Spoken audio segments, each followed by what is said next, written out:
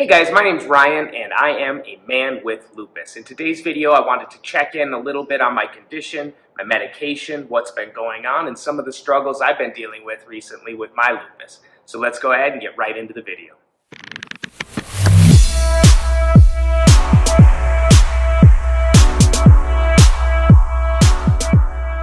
As many of you know, a few months ago I was diagnosed with SLE, Systemic Lupus. Many of you will understand what I'm talking about just by nature of being on this channel. I assume you know what lupus is. If you don't, go ahead and check out one of my other videos here where I can explain a little bit about lupus, about my journey, and even some of the medications I'm on. And that really brings us to what I kind of wanted to talk to you about today.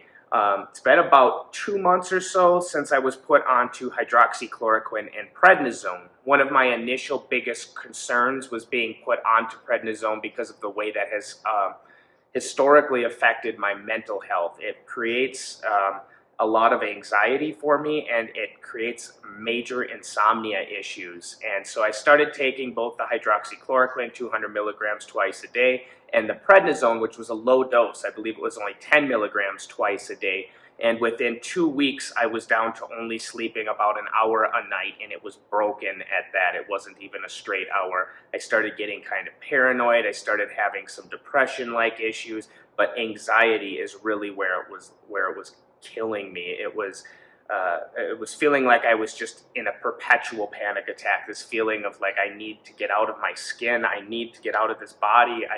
Something has to happen, and yet there's nowhere to go.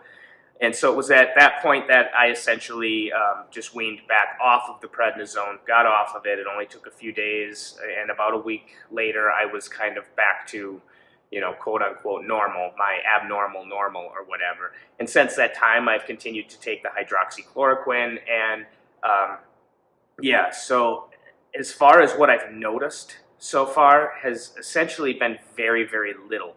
I did have COVID about 2 months ago. It was right around the time that I was being diagnosed. And when I had COVID, last year when I had COVID, so this is about 14 months ago, right after I had COVID, I felt like my fatigue had lifted. I still had all of my pain issues. For those of you who've been following the channel, you know my biggest issue is joint pain, and it's absolutely excruciating. It's just horrendous.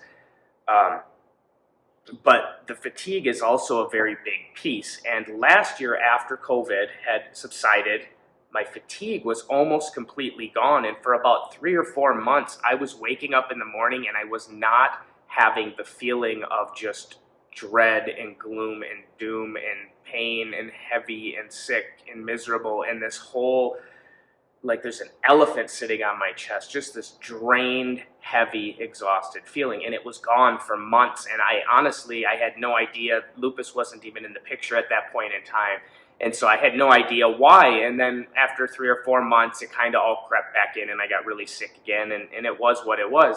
And I didn't really correlate that or put that together until this year when I got COVID. I had COVID.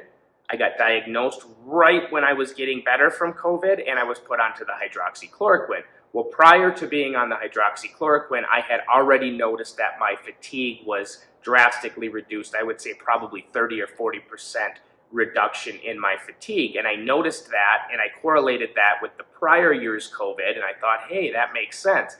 I went back and looked at my blood work, and wouldn't you know it, my white blood cell count was tanked both times that I felt good, which would indicate to me that my immune system was reduced severely, which means my body is not attacking itself as intensely, which means I feel a little bit better. Again, my pain didn't seem to be affected, which is really disheartening, because this is the most debilitating part of my life, is this pain. For me, interlocking my fingers is freaking excruciating.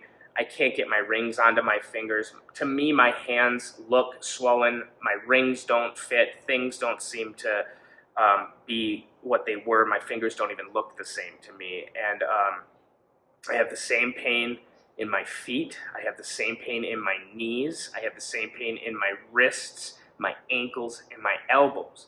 And now, I know I've talked to you guys a few times in previous videos about this other condition that I have that we're not sure of, and it seems that it's going to be neurological.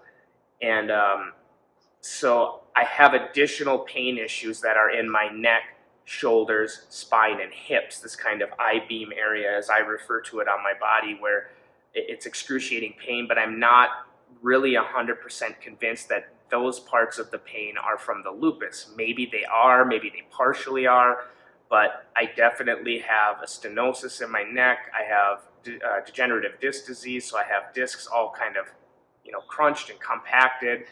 And so this back, spine, neck, shoulder, hip thing, I don't really know what to do with. It definitely has not gotten even 1% better since the hydroxychloroquine. I don't know that my hands, feet, ankles, all of those have really even gotten better. So as far as hydroxychloroquine and the pain relief from my joints, I haven't noticed zilch, nothing.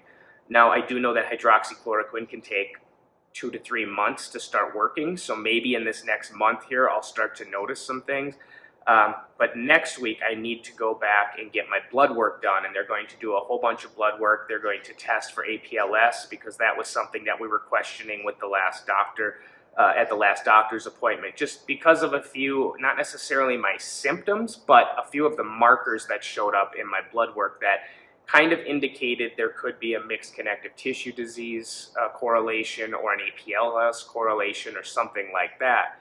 And then also in the last at the last doctor's appointment, I was talking to them about Raynaud's, because I'm having this horrible issue where my hands and my feet are so damn cold I can't even stand it, and they go like almost like they don't work. They feel kind of like the neuropathy I get from the stenosis in my neck, where my fingers don't really work. It's like that, except it's all of them.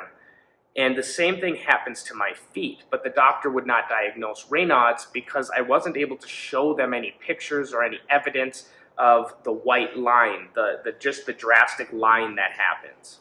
But as you can see in these pictures here, I clearly finally have some evidence that I do have Raynaud's, and that at least some of these issues with the cold in my hands and stuff are directly related to that condition. I'm not making this up, and I don't know for sure, but the way that I'm having this pain in my hands and my feet all of the time, I can't imagine that having Raynaud's is helping it. I don't know that it's making it worse. I don't know that it's causing the pain to be worse or any of that, but I do know that when I'm freezing, when my hands and toes are freezing, it is like somebody is just pouring lava on them. It is just, they're on freaking fire, and I don't know how else to describe it.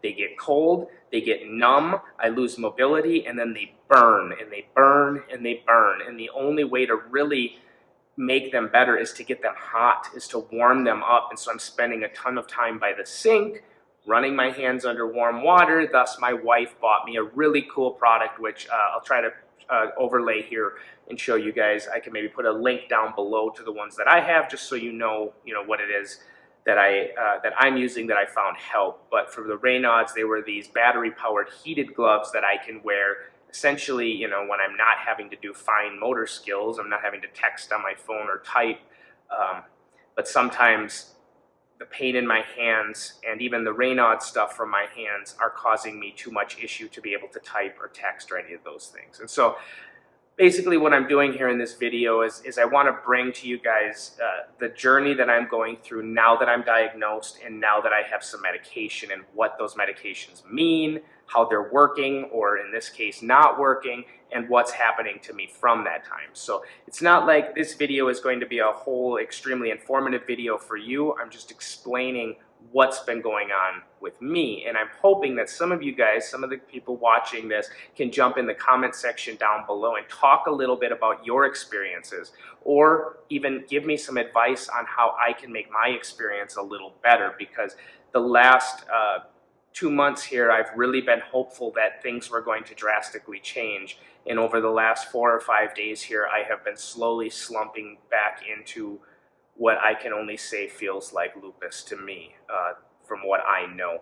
Another thing that I noticed, and I don't know if you can make it out in this video, of course I have a big beard, and I started to get and notice some redness in this area about 2 weeks ago, a week and a half ago, and so part of me wanted to possibly shave my beard to see if maybe I'm displaying butterfly rashes. It's something that we have never really noticed on me, but I've also had a big burly beard like this for most of my life.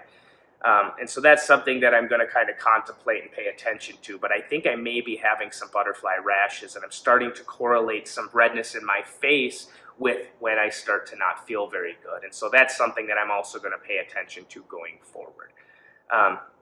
As of right now, though, I'm okay. Everything is okay. It's what it was. I know what I have. I know I have a condition. I don't know that I'm hopeful that there can be a solution for it, because so far I've seen none, but I'm going to keep showing up. I'm going to keep doing the right things. I'm going to keep taking the medication. I'm going to keep trying to eat better. I'm going to keep trying to exercise. I'm going to do everything I can to hopefully ensure a long, happy life, because this life of pain and fatigue and misery is really, really weighing on me.